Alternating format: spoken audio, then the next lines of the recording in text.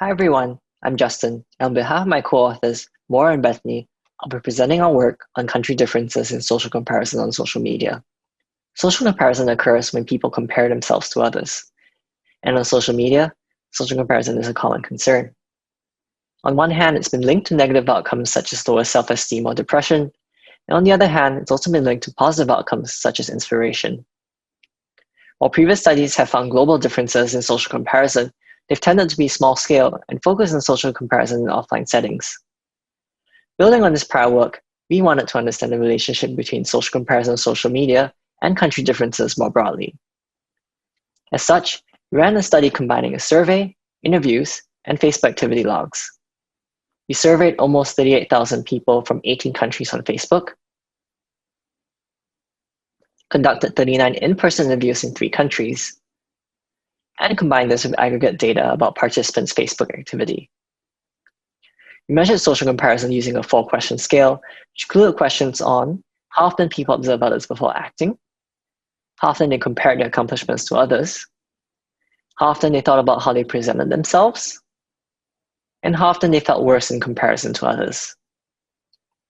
For time, we're going to focus on 3 results: social comparison and country differences, the relationship between social comparison, country, and gender, and the relationship between social comparison, country, and like counts. So first, you might be wondering, why even focus on country differences? Turns out that country is a far more important predictor of social comparison than most other variables. A model that included participants' age, gender, Facebook friend count, and how much time they spent on Facebook only accounted for about 4% of the variance in social comparison. However, the model of only country explained almost twice as much variance as all the other variables, about 8%. The model that combined all of the above explained 11% of the variance in social comparison, which is pretty good for a model like this. Correspondingly, we do find that social comparison varies substantially by country. It's highest in Vietnam and India, the US is more or less in the middle, and it's lowest in Mexico and Germany. While there are overall country-level differences in how often people experience social comparison, other factors affect this relationship, and one of them is gender. Using Bayesian hierarchical modeling, and more details of this are in the paper, we find that the relationship between gender and social comparison frequency differs by country. The chart on the right shows how the strength of this relationship varies by country. For instance, in the UK and US, women tend to feel more comparison, and this is generally consistent with prior work studying gender differences in social comparison. However, in several countries such as India, men instead tend to feel more comparison. Why might this be the case? In India, men we interviewed talked about the pressure they were under to provide for their families. These anecdotal findings also align with general trends. If we plot the percentage of women in the labor force against differences we found on the previous slide, the two do show a positive correlation. In other words, social comparison is more frequent among women in countries where women make up more of the labor force.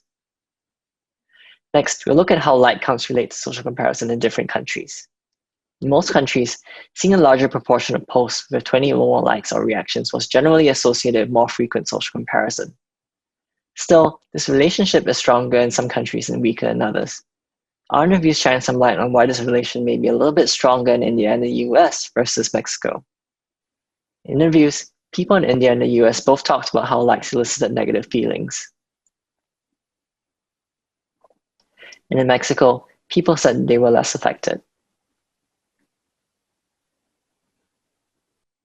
Altogether, what do these findings tell us?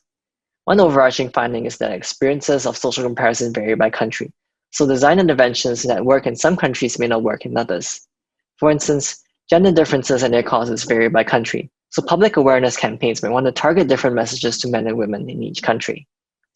And while the strength of the effect varies, reducing the visibility of feedback counts can help many people. In fact, both Facebook and Instagram have been conducting tests that highlight counts on posts. And to conclude, while everyone experiences social comparison to some degree, this work demonstrates the significant ways in which the frequency, causes, and outcomes of social comparison vary around the world. Through this work, we find that country is among the strongest predictors of how often people experience social comparison on social media, so design interventions should take country differences into account. If you'd like to learn more, our paper has more details, and in it, we also try to answer several other questions. Thank you for listening.